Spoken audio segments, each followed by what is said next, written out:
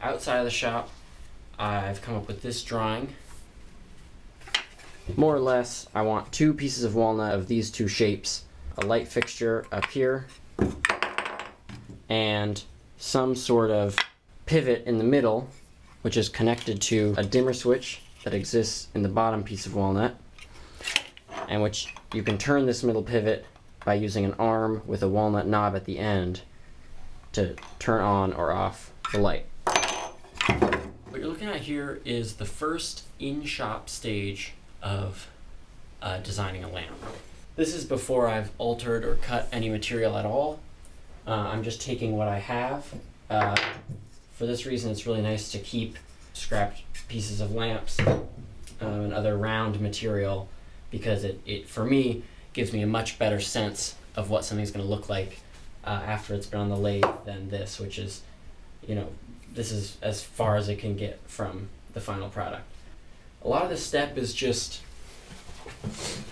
holding pieces together. So sometimes this step can go on for days or even weeks because I'm too afraid to cut into nice material that I'm not convinced is going to turn out. For this lamp, I'm pretty happy with the drawing, and I think it has a lot of potential. So I know the first step has been successful when I'm excited about making the lamp. And right now I am excited about making this lamp. And so the next step is to come up with sort of an order of operations for the design. And that involves thinking ahead as far as possible into what has to be done and when the best times to do those things are. So usually for a bowl blank like this, I think about it sort of in 2 halves, because you can only work on the one face at a time. And sometimes in working in one face, you eliminate the possibility of working on the other. But basically, in thinking that far ahead, which still may not be far enough, what I can do is come up with the best order of operations for the design. Basically, I'm going to mark centers on either side of both of these blanks. And then I'm going to use a glue block on one side of each blank to mount them in the lathe. The next day, when the glue is dry, I'll clean up the face that I can work on and drill a hole in the middle that will ultimately hold the maple. Another step in all of this is that ultimately I'm going to want these 2 blanks on the lathe at the same time. That way I can make the diameter, the outer diameter, the same. For that, I'm going to use the holes I've already drilled in the center of each of them, which will ultimately hold the maple insert, with a scrap piece of pine mounted in the middle, so that I can have them both mounted between centers and get the outer diameter the same. Alright, so this design has ended up being a little bit more of a puzzle than I initially anticipated. So in this design, I extend the dimmer switch out with a knob, or a handle. Hold the dimmer switch here, and you can see that totally off position. It comes out there. Then, if I turn on the dimmer, bring it all the way around, now it comes off in a line here. So the knob needs a full range of motion all the way from here to there. So that means that where I get the cord up from the bottom piece to the top, and where I have stability between the 2, has to happen in this small space between the start and end of where the knob can turn. So now, I'd still like 2 of these little brass connections to bridge this gap, but now they're all the way both on this side. I'm worried about this top piece folding down like that and pinching the pivot point for the dimmer. And so I'm changing the design now so that I have these 2 connections, and that actually I'm going to use some of this lamp nipple as almost a bolt to bolt together the 2 halves. That way there's no pinching going on the middle piece, which needs to be able to move freely. Yeah, a bit of a puzzle, but I'm happy with my solution. Alright, so that last clip was actually from a couple days ago, because after I made those design changes, I realized I didn't actually have all the parts I would need. So a box just came in. This is from Grand Brass Lamp Parts, and what I needed for this was, for one, I wanted a shorter arm for the dimming knob. And, well, these two brass couplings, which will hold the two halves apart, and these little lamp nipple bolts that will fasten the two halves together and still allow room for the cord to pass through. Alright, so I just got the base of this lamp off the lathe, and I want to talk about it for a second because I sort of also designed it on the fly. So this is what faces the inside. We know the maple piece is going to sit here for the dimmer. Looks something like that, will be the dimmer switch. And these two sockets fit these brass couplings in there. So now on the other end, what I was just working on, initially I turned the space for the dimmer switch, and that actually fits in there pretty firm. And I made this little ring around here for the wire to tuck in. And then I countersunk these so that they would fit this socket, which goes to these lamp nipple bolts, which ultimately thread into the coupling. So to see how that all goes, it'll be a coupling on this side,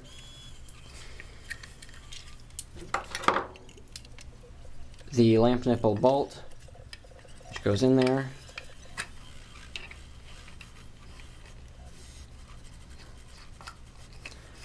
and get it finger tight, and then to really make sure that there's no sagging that pinches the dimmer switch, I can get in there with a ratchet and tighten it up a little tighter. Now there are two things I have to figure out moving forward. One is that, so I've got to figure out some sort of washer or, long hollow rod that can go around this so that I can, because the thread's only at the top, so I've got to figure out some way to sort of secure this dimmer in there for good.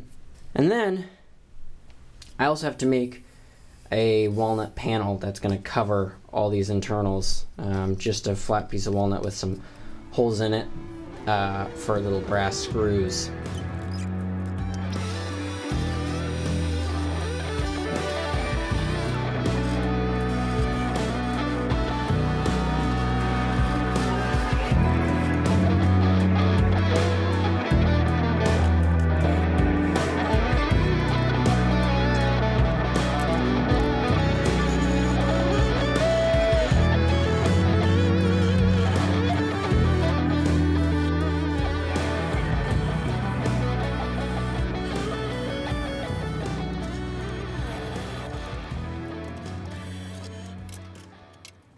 Alright, so I just did some really rough shaping of the top of this lamp, and at this point I've got to decide mostly how I want it to look in the end, but also in part how I'm going to get a wire from either one of these two holes to the fixture.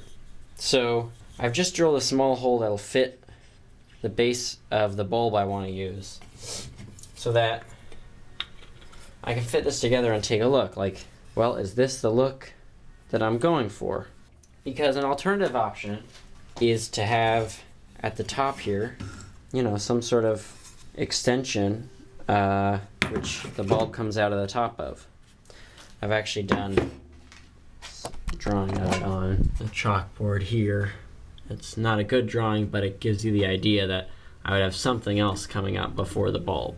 So honestly, I'll probably look at this for a couple minutes from different angles and try to get a sense of if I like it how it is or if I want to add something else to the design.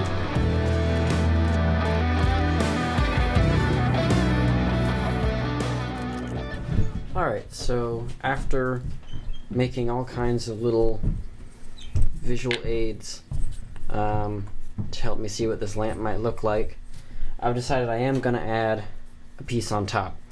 So I just cut this piece of walnut, and so then I'm just going to hollow out a space in the top of this, which will hopefully also open up the area to get a lamp cord through the brass couplings into the fixture. Then I will cut this smaller block of walnut so that it fits into that area, and then glue them together and cut them as one, and that should be the top half of this lamp done.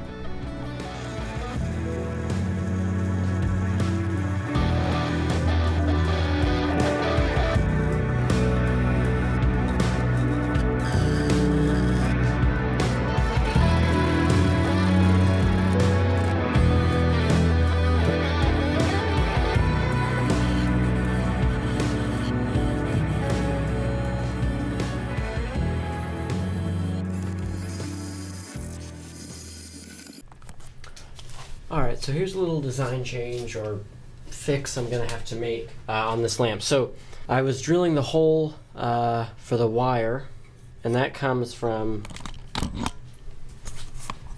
back here where the brass coupling comes in, and she drilled right out through the top of the lamp here. So I've made this little mark here. It's an inch diameter. And luckily I've got this inch wide brass stock.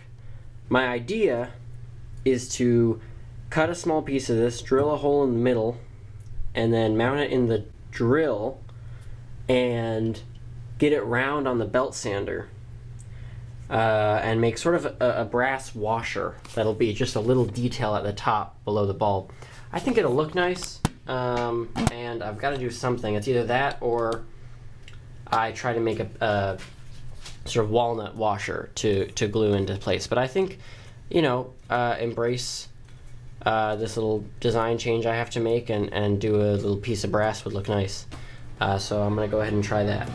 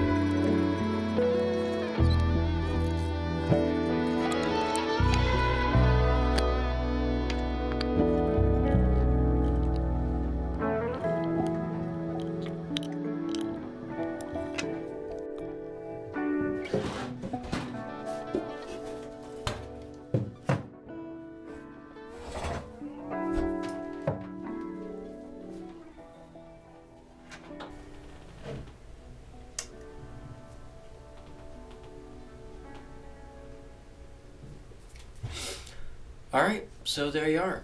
The only parts I haven't talked about on camera yet are this walnut knob and the maple connection in the middle. Those are both fairly straightforward. The knob took, I think, 2 tries, but I'm happy with how it turned out. It was just using that skew tool.